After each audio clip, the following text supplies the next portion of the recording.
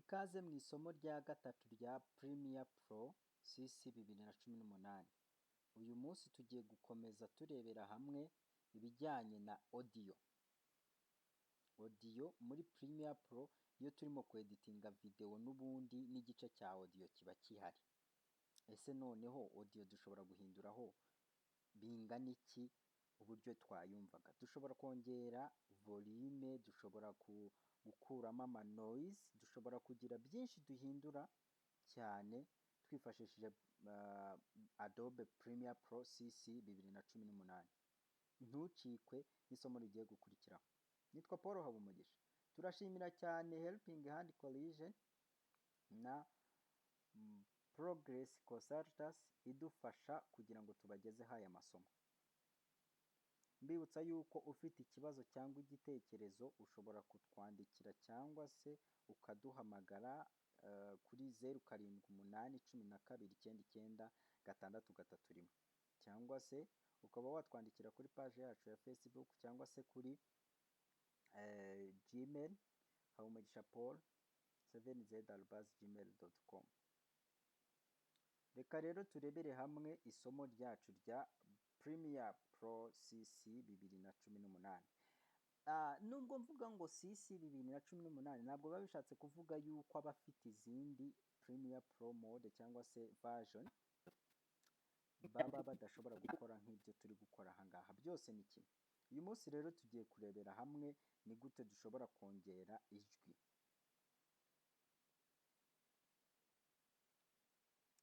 Aha ngira ngo naberetse ibijyanye na tracks cyangwa se uduparti tuba muri editing kuri timeline. Dufite video part cyangwa se video track imwe, tukagira na audio track imwe. Iyi audio track niyo tugiye kweditinga. First of all, iyo uyikanzeho ibibaye selected cyangwa se ubu yaccessinze ku buryo ushobora kugira icyo uhinduraho. Iyo umaze kuyikanda rero aha hejuru muri preview y'ibyo twashyize muri clip cyangwa se imported clip part, dushobora guhita tubonamo agaparti kitwa audio clip mix.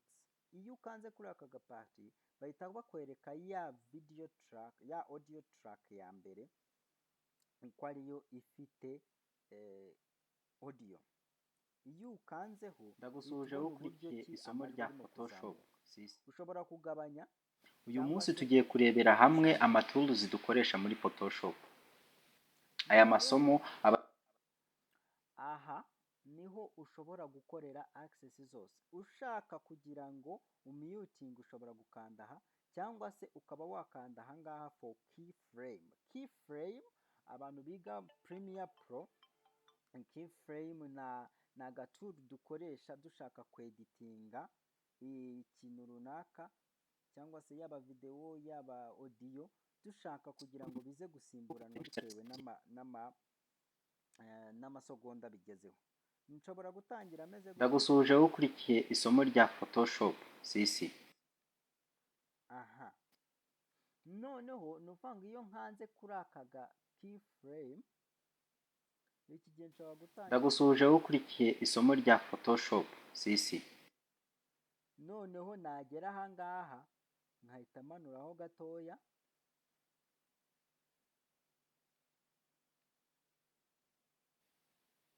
Uyu munsi tugiye kurebera hamwe amatools dukoresha muri Photoshop. Aha. Noneho no kuvuga ngo niba ndi hano ndagusuje ukurikiye isomo rya Photoshop CC. Dufite mode imeze gutya. Aha ngaha ni nkanda gutya narangiza ngakanda aka gaparti nkazamura. Iki gihe keyframe ishobora gukora ni ndagusuje ukurikiye isomo iraza kwibwiriza. Niba ndaha ngaha nkakina ngenda gutya iraza wanadukurikira kuri page yacu ya Facebook Paul Habumugisha. Hanyuma ukaba wanatwandikira kuri Gmail ngo ntawe ubizamuye uko bigenda byizamura. Nicyo keyframe ikora muri audio. Iyo ushaka kuyikuramo uhita ukandaho hanyuma ukazamura audio yawe uko ubishaka. Uburyo bukurikiyeho ni uburyo bujyanye n'ukuntu ushobora kongera volume. Iyo ufashe aka kantu ugakanda left click ukagumishaho ukamanura gutya, gahita kakwereka uburyo volume bimeze. Iyi parti imwe iba ari left click, indi ikaba ari right click. Ushobora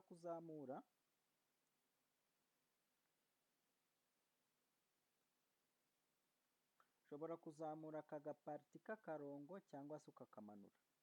Ni ukuvuga ngo niba mbere twari dufite mode iri hagati no hagati,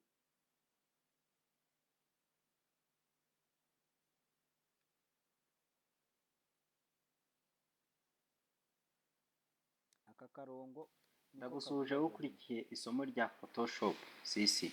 bivuze ngo ushobora Uyu munsi tugiye kurebera hamwe amatools dukoresha muri Photoshop. Aya masomo abageraho ku bufatanye na Progress Consultants. hari n'ubundi buryo bushobora kugufasha kongera volume.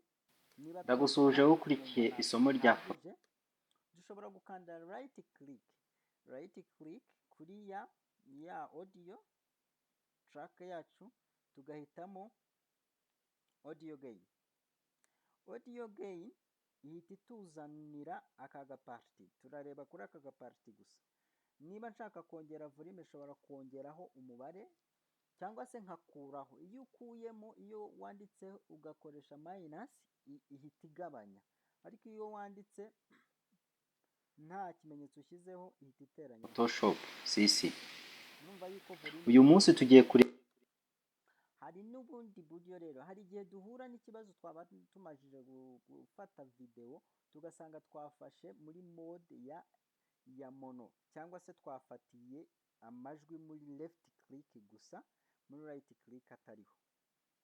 Iyo settings ziri muri left click, iyo ushaka kugumana left click, donc kurebera hamwe amatools dukoresha muri Photoshop. Aya masomo abageraho ku bufatanye na Progress Consultants ndetse na Helping Hand Collision. Muri kumwe na Paul Habumugisha. Ushobora kuza nanone ukaza kuri right click ugahitamo channel, hanyuma ukongeraho na left click. Hari ubundi buryo. Mbibutsa ko ufite ikibazo cyangwa igitekerezo ushobora kutwandikira ubutumwa. Iyo rero wafashe video ukayifatira muri mono, ushobora kongeraho irindi jwi rya kabiri cyangwa se volume ya kabiri, ukongeraho right niba dufite left. Bugufi kuri nimero 078. Ahangaha nta kindi biba bigusaba, ni ugukora duplicate cyangwa se ugafata ya audio ufite ukayikubamo kabiri cyangwa se ukayivanamo indi audio. Ukanda alt ugaholdinga alt, ugakanda alt ukagumishaho, warangiza ugakanda left click nayo ukagumishaho ukamanura. Iyo umanuye uba ukoze ntuza duplication ya audio. Ntabwo bivuze yuko umajije kugira amaparti abiri, ntabwo left na right uba ubigize, ahubwo uba ugize n'ubundi left gusa. 12 ahubwo bishobora kugufasha guhita ukora right ako kanya. Ukanda muri imwe muri zo, ukanda right click ugajya kuri audio channels, hanyuma ugahita uhitamo left cyangwa se yari iri muri left ugahita uhitamo right. Iyo uhisemo right, ndagusuhuje ukurikiye iki gihe isomo rya kintu kiba gisigaye. Uhitamo right, noneho ugahita uteranyaho n'iyi parti ya right. Ni ukuvuga ngo iraza gukora ku mpande zombi. Photoshop CC. Uyu munsi tugiye kurebera hamwe amatools dukoresha muri Photoshop. Aya masomo abageraho ku bufatanye na Progress Consultants ndetse na Helping Hand Collision. Muri kumwe na Paul Habumugisha. Mbibutsa ko ufite ikibazo cyangwa igitekerezo. Iyindi parti tuzarebaho muri audio ni ngari cyane, tuzaza turebera hamwe. None iyo twinjiye muri mode ya audio bigenda bite, twakweditinga bingana iki turi muri audio, hanyuma tuzaze no muri muri iyi parti ya effect control. Twamaze kugera muri audio, hanyuma turebe n'ibihe dushobora guhindura bitandukanye.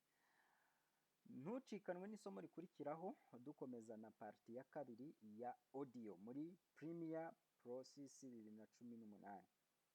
Mbibutsa yuko ufite ikibazo cyangwa igitekerezo ushobora kwandika ubutumwa bugufi kuri 0781299631 cyangwa se ukandika kuri mail habumugishapaul7z@gmail.com no kuri page yanjye ya Facebook Paul Habumugisha.